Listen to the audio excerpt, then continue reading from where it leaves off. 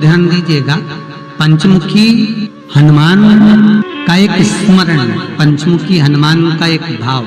जैसे बहुत ज्यादा तकलीफ अगर व्यक्ति को हो गई है, बहुत कष्टमय जीवन चल रहा है, हार गए हर जगह से और तकलीफमय जीवन चल रहा है, तो पंचमुखी हनुमान का एक शिव महापुराण का और स्कंद पुराण का एक बड़ा सुंदर मंत्र है। उस मंत्र को आप सब एक बार हमारे साथ में बोलें। ओम नमो हनुमते रुद्र अवताराय सर्व शत्रु संहारणाय सर्व रोग हराय सर्व वशीकरणाय रामदूताय स्वाहा। बस इस मंत्र को हाथ में काली तिल लेकर, एक जौ लेकर और गूगल लेकर, थोड़ा सा इसमें गाय का घी डालकर, कंडे को या अग्नि को जलाकर इस मंत्र का 11 बार 21 बार जाप कर कर अपनी कामना कर कर छोड़ दीजिए। कैसा भी रोग हो, बीमारी हो, कष्ट हो, दुख हो, तकलीफ हो, 21 दिन के अंदर वो आनंद आना प्रारंभ कर देता है। इस मंत्र स्कंद पुराण का, शिव महापुराण का ये मंत्र मूल पंचमुखी हनुमान सुख देगा। और एक और चीज याद रखिए हमारा, यदि कोई काम के लिए जा रहे हो, कोई व्यापार के लिए जा रहे हो या नौकरी करने के लिए जा रहे हो और लगी नहीं रही, बहुत तकलीफ पा रहे हो, सर्विस ही नहीं लग रही, बहुत कष्टमय हो गया, तो निवेदन करूंगा 5 पीपल के पत्ते पर बेसन के 5 लड्डू घर में बने हुए, गाय के घी के 5 लड्डू रख लो, उस लड्डू के बीचों बीच एक आटे का दिया और उसमें तिल्ली का तेल डालकर इसी मंत्र का प्रयोग कर कर पंचमुखी हनुमान का किसी भी हनुमान के मंदिर में जाकर, दक्षिण मुखी हनुमान के मंदिर में जाकर उसको रख कर आ जाइए। इसके बाद आप उस काम के लिए जाइए, आपका काम सफल हो जाएगा। आपको किसी को नहीं कहना पड़ेगा कि हाथ जोड़ना नहीं पड़ेगा, किसी के पांव नहीं पड़ना पड़ेंगे, तुरंत काम होगा। बस इस मंत्र का स्मरण कर कर पंचमुखी हनुमान का भूतेश्वर जो मंत्र है वो सुख देने वाला। जब जीवन में कहीं समस्या खड़ी हो जाए, कहीं बहुत विकट समस्या है और कोई हल ना मिल रहा हो, तब जिस शिव मंदिर में आप आराधना करने जाते हो, पूजन करने जाते हो, अर्चना करने जाते हो, उस शिव मंदिर के पास में कहीं बेलपत्री का वृक्ष ढूंढो और उस बेलपत्री के वृक्ष के नीचे केवल आप जाकर एक मूंग का दाना या एक चावल, वहीं पर जो कंकर पड़ा हो उसी कंकर को शिव मानकर आप समर्पित कर कर लोटा भर के जल समर्पित कर दो।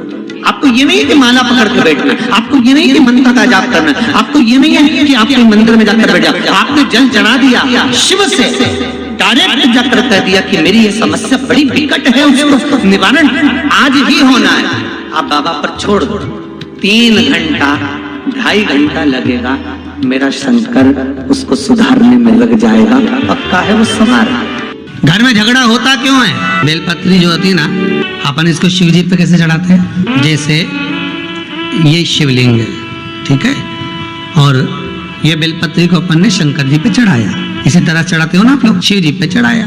पहले इससे प्रथम वाली कथा में कहा था, जब विशेष कोई कार्य होता है तो बीच वाली बेलपत्र पर शहद लगाकर बाबा पर उसको लगाकर जाया जाता। अब जिसके घर में क्लेश ज्यादा होता महाराज, बहुत क्लेश, मतलब कुछ ना कुछ बात पर झगड़ा चल ही रहा हो, क्लेश हो ही रहा, बहुत तकलीफ चल रही, कभी बहू रूठे, कभी सास रूठे, कभी पति रूठे, कभी पत्नी रूठे, जरा सी बात में एक पानी गिर गया उस पे विवाद, बच्चों को कुछ कह दिया उसमें विवाद। तो ये जो बेलपत्री की ये जो भाग होता है, इस बेलपत्री का जो डंडी का जो भाग होता है, इस भाग को, बेलपत्री के इस भाग को महाराज, ऐसी कैसी बेलपत्र, बस ये भाग को बेलपत्री के वृक्ष के नीचे शहद लगाकर इस पत्ती पर ऐसे ही बेलपत्री की जड़ में उस भाग को लगाकर या रख के आ जाइए। केवल एक ही बार करना महाराज, फिर तुम्हारे घर में कभी क्लेश नहीं हो सकता, ये पक्का है, झगड़ा होगा ही नहीं। हाँ, वो जानबूझ के झगड़ लो तो बात दूसरी है,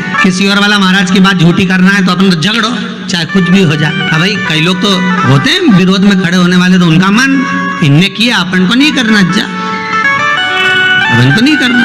तो अब कहीं का कह दे कि भाई अपन को तो अब घर में झगड़ा ही नहीं हो रही है, तो वो झगड़ा कराने के लिए मन में सोचे कि नहीं अपन तो झगड़ेंगे, चाहे कुछ भी हो जाए। होता है कई बार ऐसा मन में भाव जागृत हो जाता है कि भाई देखना पड़ेगा अपन को, प्रैक्टिकल तो करो। पर हम भी कहते हैं प्रैक्टिकल करो और जरूर करो। इसलिए शिव महापुराण की कथा कहती है, यदि राहु है, केतु है, शनि है, मंगल है, बुध है, शुक्र है, शनि है, आपको कोई भी ग्रह परेशान कर रहा है, आपके जीवन में कोई ग्रह अगर अनिष्टकारी है, आपके जीवन में अगर कोई ग्रह अनिष्टता प्रदान कर रहा है, तो निवेदन है शंकर के मंदिर में जो कलश लेकर आप जाएं, जल लेकर जाएं, उस कलश में मात्र अक्षत के 2 दाने डालकर ले जाएं, मात्र 2 अक्षत। जैसे सूर्य नारायण को प्रसन्न करने के लिए अपन कुंकू डाल लेते हैं, हल्दी डाल लेते हैं जल में, या चने की दाल डाल लेते हैं जल के अंदर। सूर्य नारायण को प्रसन्न करने के लिए हमने चने की दाल डाली, कुंकू डाला, हल्दी डाली,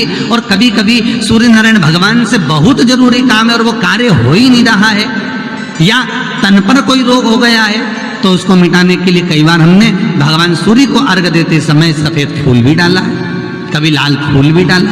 उसी तरह भगवान शंकर से निवेदन करने के लिए, हमारी ग्रह दशा सुधारने के लिए जल के पात्र में 2 अक्षत के दाने, अक्षत भी पूर्ण अक्षत, पूर्ण अक्षत, खंडित नहीं। विवाह शादी में देरी हो रही हो, या कोई नया कार्य चालू कर रहे हो उसमें देरी हो रही हो, या कोई सर्विस के लिए, नौकरी के लिए जा रहे हो और वो कार्य नहीं हो रहा हो, तो एक धतूरा, केवल एक धतूरा, उस धतूरे को फोड़कर उसके अंदर का फल निकालकर उस फल को शिवलिंग पर चढ़ाकर 1 लोटा जल शंकर भगवान को समर्पित कर। दिन होना चाहिए मंगलवार। कौन सा दिन होना चाहिए? जम के बोलो जरा, मंगलवार समर्पित करो। उसके बाद में आप विवाह के लिए अगर समर्पित करे हैं तो विवाह में देरी नहीं होगी। व्यवसाय और व्यापार के लिए या नौकरी के लिए समर्पित करे हैं तो उसमें देरी नहीं होगी। जीवन में हमारे परिवार को जोड़ कर रखती है। जिसका परिवार टूट रहा हो, समझ लेना उसके यहाँ खेव निधि की कमी है। खेव निधि जोड़ने के लिए क्या करा जाता है? उसका केवल एक ही क्रम है, खेव निधि को जोड़ने के लिए महीने भर में एक बार, पूरे महीने में एक बार कच्चा सूत जानते हो? कच्चा सूत, कच्चे सूत की बाती बनाई। काय की बाती बनाओ? कच्चे सूत, कच्चे सूत की बाती बनाकर 108 बाती का निर्माण कर खेव निधि के भाव से श्री हनुमान जी के मंदिर में लगा दीजिए। आपके बहू बेटे में अगर लड़ाई है, सास बहू में लड़ाई है, भाई भाई में लड़ाई है, कहीं संबंध विच्छेद हो रहे हैं, किसी का तलाक जैसा हो रहा है, तो वो वापस जुड़ने की कतार पर आ जाए। अगर आपने अभी तक हमारा चैनल सब्सक्राइब नहीं किया तो अभी सब्सक्राइब करें और बेल आइकॉन को क्लिक करके हमारी लेटेस्ट वीडियोस के बारे में अपडेट जानें।